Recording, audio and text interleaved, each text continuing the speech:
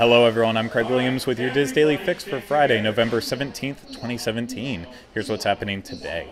First up, we now know the name of the planet that guests will be on when they enter Star Wars Galaxy Edge, and the name is...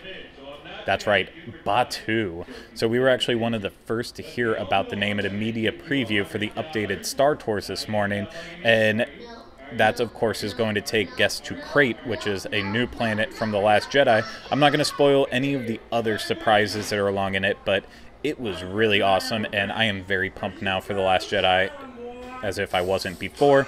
And besides that, Disney also revealed to us that more information and surprises about Star Wars Galaxy Edge will be revealed during the Star Wars Galactic Nights at Disney's Hollywood Studios on December 16th. So if you're going to be in town during that time period, you may want to consider getting an event if you love getting a ticket to the event if you're in love with Star Wars, because it is apparently going to be pretty awesome.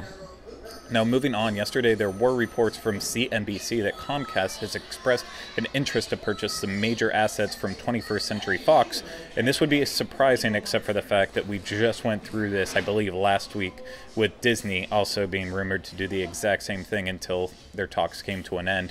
So if Comcast pulled this off, it would be very intriguing, especially if they take over those Marvel properties that Fox currently has under their belt, along with that permanent full distribution rights to A New Hope. Maybe it could mean a big trade-off in the future if everything goes through between Comcast, Disney, all that nonsense. It could get really messy, but we'll have to keep an eye on this story to see how it progresses in the future. Now, speaking of Universal, especially since I'm here right now, I want to encourage everyone to check out our coverage from the holidays at Universal Orlando. So the entertainment offerings do begin starting tomorrow on Saturday, November 18th. And the thing you absolutely have to see from all of this is the magic of Christmas at Hogwarts Castle. It's the projection show on Hogwarts Castle over in Islands of Adventure. The show was absolutely stunning, and between that, Universal's revamped holiday parade, it's just, there's a lot of good happening here in the holidays right now, so we're going to continue to cover it. We'll probably have some vlogs, other things in the future from it, and if you're coming down to Orlando, I highly recommend checking it out. It's pretty awesome.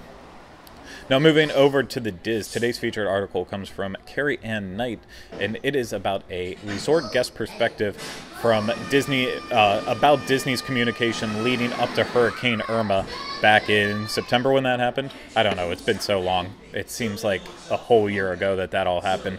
So for this article and many others, head over to wdwinfo.com.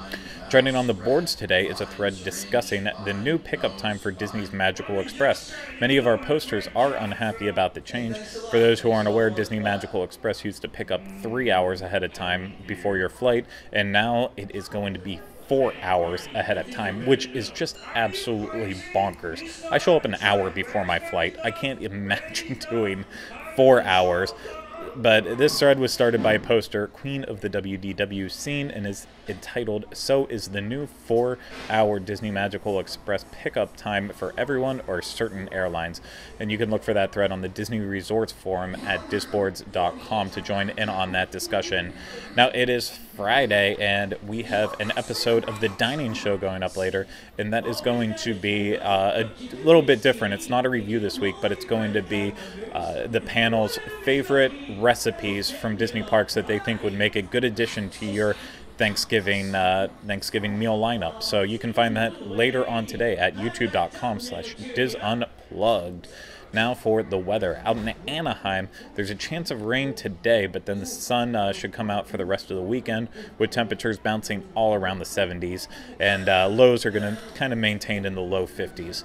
Here in Orlando, it should be a relatively clear weekend with temperatures in the upper 70s the entire weekend, maybe getting up into the 80s tomorrow, and lows should be around 60 the entire time, but on Sunday night, we'll get a low of 52.